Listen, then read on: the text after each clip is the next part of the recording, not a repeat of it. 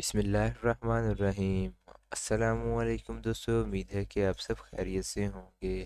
دوستو آج کی اس ویڈیو میں ہم آپ کو فالسے کے فائدے اور نقصانات کے بارے میں بتائیں گے۔ آج کی اس ویڈیو میں ہم آپ کو یہ بتائیں گے آپ فالسے کو کس طرح استعمال کریں تاکہ آپ اس سے بہت سے فائدے استعمال حاصل کر سکیں۔ تو دوستو چلیے ویڈیو کو سٹارٹ کرتے ہیں۔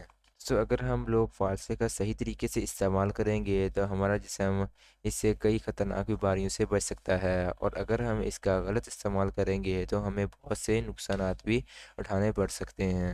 اور دوستو اس کے علاوہ اگر فالسے کا ہم لوگ زیادہ استعمال کریں تو یہ سینے اور پھیپھڑوں کے لیے بھی نقصان دہ ہوتا ہے، لیکن اگر ہم لوگ جو آج میں آپ کو طریقہ بتاؤں گا، اگر اس طریقے سے آپ لوگ اس کو استعمال کریں گے تو آپ کو بہت زیادہ بینیفٹس حاصل ہوں گے۔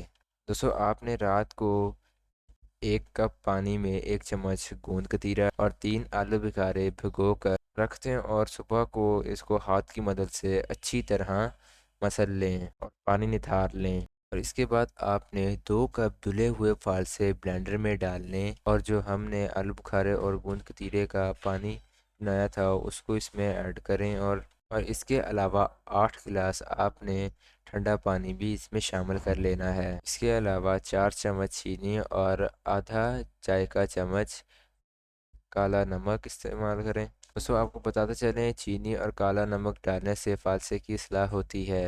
فالسا پیٹ میں قبض، گیس اور خشکی پیدا نہیں کرتا، اور اس میں 1 چمچ آپ نیمبو ایڈ کریں اور اچھی طرح بلینڈ کر لیں، اور اب اس جوس کو چھان کر بیج نکال لیں۔ گرمیوں کے موسم میں آپ اس کا 1 گلاس نہار منہ استعمال کریں۔ سارا دن آپ کے جسم پر گرمی اثر نہیں کرے گی۔